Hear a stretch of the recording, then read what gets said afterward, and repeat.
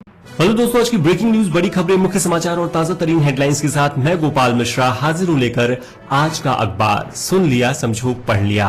दोस्तों, आज तारीख है 17 अप्रैल 2020 और दिन है शुक्रवार। आज की लेटेस्ट न्यूज अपडेट्स में हम जानेंगे देश के 170 जिले हॉटस्पॉट घोषित, टिकट कैंसिलेशन पर विमानन कंपनियों को पूरा पैसा लौटाने का निर्देश, रोहित शर्मा बने दुबई की क्रिकेट अकेडमी क्रिक किंगडम के ब्रांड एम्बेसडर, कोरोना वॉरियर्स पर हमला करने वालों को सलमान खान ने लगाई फटकार और ऐसी तमाम बड़ी खबरों पर डालेंगे नजर। तो चलिए फटाफट शुरुआत करते हैं आज के रोचक तथ्य के साथ। Indian council of medical research के अनुसार भारत में कोरोना फैलने की रफ्तार बाकी देशों से कम है।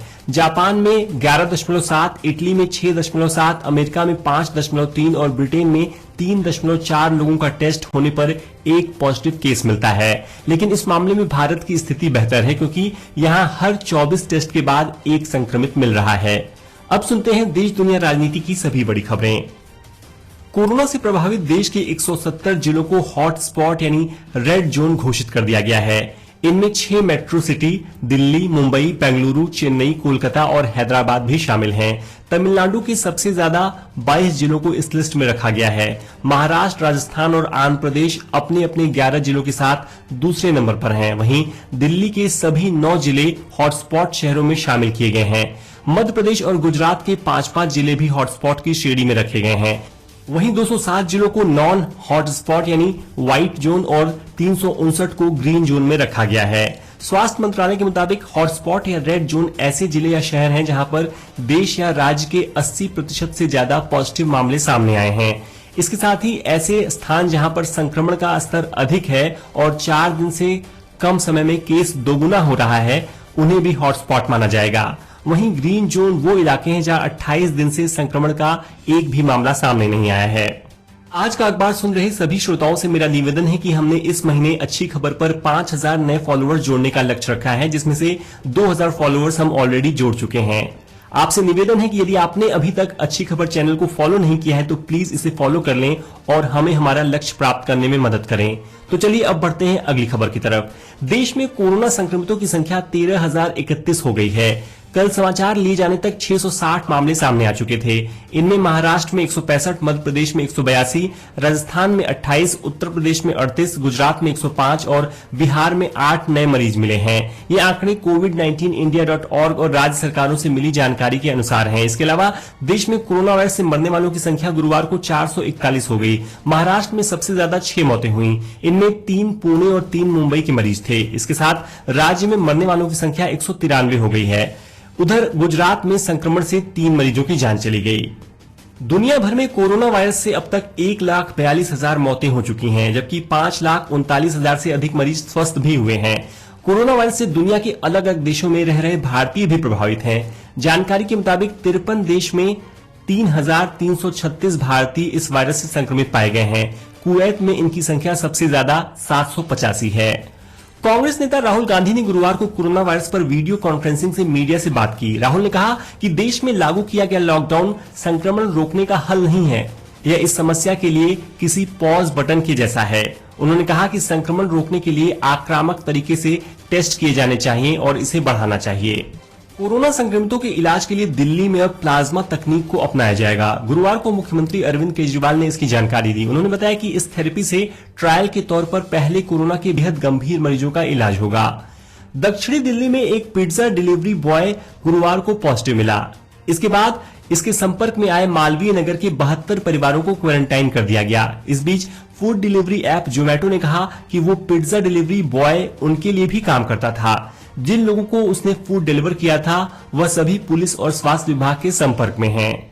गुजरात सरकार के Gujarat biotechnology research centre GBRC ने कोरोना के वंश सूत्र यानी इसके सूक्ष्म जीनोम सीक्वेंस को ढूंढ निकाला है।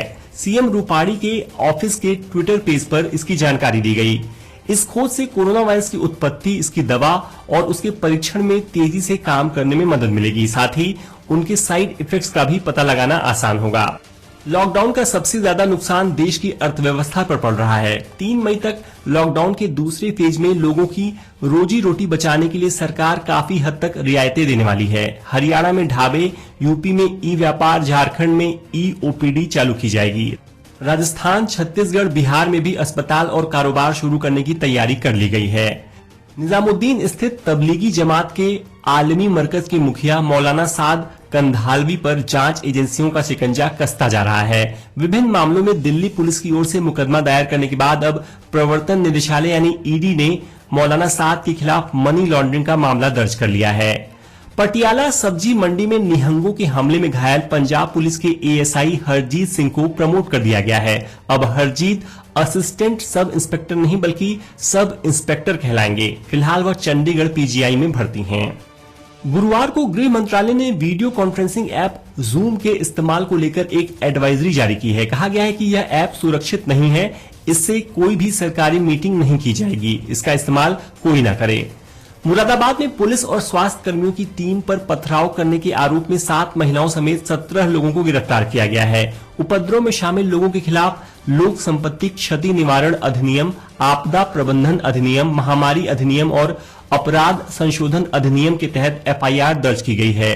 उपद्रव से हुए नुकसान की भरपाई भी आरोपियों से ही की जाएगी। अमेरिका ने दावा किया है कि चीन ने जमीन के अंदर कम क्षमता वाले परमाणु बम का परीक्षण किया है। हालांकि चीन ने अमेरिका के इस दावे को नकार दिया है।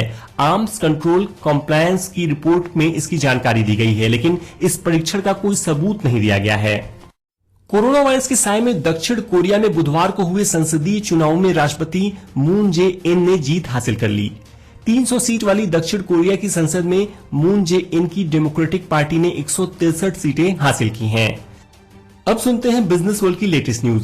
सरकार ने 20 अप्रैल से ई कॉमर्स कंपनियों को लॉकडाउन के दूसरे चरण में राहत दी है। हालांकि शुरुआत में इसके जरिए सभी सामानों की डिलीवरी नहीं की जाएगी। वर्तमान में ऑनलाइन जरूरी सामान ऑर्डर किए जा सकते हैं। 20 अप्रैल से अमेजन, फ्लिपकार्ट और स्नैपडील जैसी ई कॉमर्स कंपनियों के माध्यम से mobile phone, television, refrigerator, laptop और साफ सफाई से जुड़े उत्पादों की बिक्री की अनुमति मिली है। पिछले साल 20,000 लोगों को नौकरी देने वाली कंपनी गूगल इस साल भी करीब इतनी ही संख्या में हायरिंग करने जा रही थी। हालांकि कोविड-19 महामारी के चलते वैश्विक आर्थिक मंदी के बीच गूगल अब नई हायरिंग नहीं करेगी। गूगल की तरफ से ऐलान किया गया है कि कोरोना वायरस की वैश्विक महामारी के चलते कंपनी हायरिंग से अलग हटकर निवेश पर जोर देगी। कोरोना के कारण हवाई टिकट बुक कराकर भी यात्रा न कर पाने वाले ग्राहकों के लिए एक अच्छी खबर है। सरकार ने लॉकडाउन के पहले चरण में 3 मई तक की यात्रा के लिए बुक कराए गए हवाई टिकट पर विमानन कंपनियों को 3 सप्ताह के भीतर पूरा पैसा लौटाने का निर्देश दिया है। कोरोना के कारण साल 2020 में विश्व के ज्यादातर देशों के लिए, चाहे वह विकसित हो या विकासशील, नेगेटिव ग्रोथ का अनुमान जताया गया है। आईएमएफ के अनुमान के मुताबिक एडवांस इकोनॉमी और डेवलपिंग इकोनॉमी में ग्रोथ रेट नेगेटिव रहेगी। हालांकि 2 देश भारत और चीन में विकास दर पॉजिटिव रहेंगे। चीन की विकास दर का अनुमान 1.2% और भारत की विकास दर का अनुमान सबसे अधिक 1.9% जताया गया है। 2021 में चीन 9.2% और भारत 7.4% की दर से विकास कर सकता है। मुकेश अंबानी के नेतृत्व वाली रिलायंस इंडस्ट्रीज और मार्क जकरबर्ग की फेसबुक मिलकर व्हाट्सएप प्लेटफॉर्म और यूजर बेस का फायदा उठाकर चाइनीज सुपर ऐप वीचैट के समान मल्टीपर्पज ऐप बनाने की संभावनाएं तलाश रही हैं। दोनों कंपनियां मिलकर इस प्रोजेक्ट के लिए फंडिंग, टेक्निकल जानकारियां और डोमेन विशेषज्ञता जुटाएंगी। अब सुनते हैं खेल जगत के मुख्य समाचार। भारतीय क्रिकेट टीम को ऑस्ट्रेलिया दौरे पर $42 मिलियन यानी करीब 323 करोड़ रुपए से तैयार हुए नए ओवल होटल में ठहराया जा सकता है। कोरोना वायरस के चलते टीम इंडिया के खिलाड़ियों के लिए 138 रूम का यह होटल आइसोलेशन सेंटर बनाने का प्रस्ताव रखा गया है। यह होटल सितंबर में खुल सकता है। भारतीय टीम को अक्टूबर से जनवरी तक का लंबा ऑस्ट्रेलिया दौरा करना है। देश में लॉकडाउन 3 मई तक बढ़ा दिए जाने की वजह से बीसीसीआई ने आईपीएल को भी अगले आदेश तक के लिए टाल दिया है। बीसीसीआई ने गुरुवार को यह जानकारी दी। बोर्ड ने अभी यह नहीं बताया है कि अब आईपीएल का शेड्यूल क्या होगा। भारतीय वनडे टीम के उप कप्तान रोहित शर्मा दुबई की क्रिकेट एकेडमी क्रिक किंगडम के ब्रांड एम्बेसडर बन गए हैं। कोरोना वायरस के कारण विश्व के लगभग सभी खेल टूर्नामेंट टाले या रद्द कर दिए गए हैं। ऐसे में यह एकेडमी वायरस खत्म होने के बाद ऑनलाइन कोचिंग उपलब्ध कराएगी। कोरोना वायरस अब कतर फुटबॉल वर्ल्ड कप तक पहुंच गया है। 2022 में होने वाले इस टूर्नामेंट की तैयारियों में जुटे 5 कर्मचारियों का कोरोना टेस्ट पॉजिटिव पाया गया है। ये सभी कर्मचारी 3 अलग अलग स्टेडियम से जुड़े हुए हैं। वर्ल्ड कप से जुड़ा कोरोना का यह पहला मामला है। वहीं इटली के फुटबॉल क्लब यूवेंटस के 2 स्टार खिलाड़ी डेनिले रुगानी और ब्लेज मतूदी ने कोरोना को हरा दिया है। उनका तीसरा टेस्ट नेगेटिव आया है। फिलहाल दोनों स्टार सेल्फ आइसोलेशन में चल रहे हैं। दोस्तों, आगे बढ़ने से पहले आपसे एक छोटी सी रिक्वेस्ट करना चाहूंगा कि यदि आप तक खबरें पहुंचाने का हमारा ये प्रयास अच्छा लग रहा हो तो प्लीज इस ऑडियो को कम से कम एक व्हाट्सएप ग्रुप में जरूर शेयर करें। तो चलिए अब सुनते हैं मनोरंजन जगत की कुछ बड़ी खबरें। लॉकडाउन के चलते पनवेल स्थित अपने फार्म हाउस में फंसे सलमान खान ने उन लोगों को फटकार लगाई है जो जन सेवा में लगे डॉक्टर्स, नर्सों और पुलिस वालों पर हमले कर रहे हैं।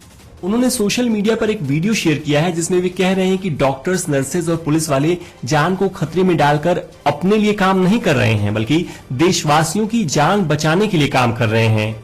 वे यह भी कह रहे हैं कि चंद जोखों की वजह से यह बीमारी फैलती जा रही है।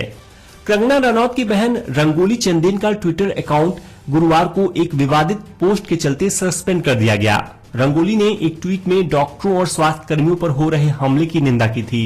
इसी ट्वीट में एक धर्म विशेष और मीडिया को निशाना बनाते हुए विवादित बयान लिखा था। इसके बाद उनका अकाउंट सस्पेंड कर दिया गया।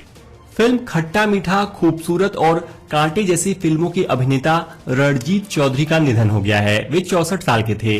बुधवार यानी 15 अप्रैल को उन्होंने अंतिम सांस ली। इस बात की जानकारी रणजीत की बहन रैल पद्मसी ने दी। और अब आज की रोचक खबर।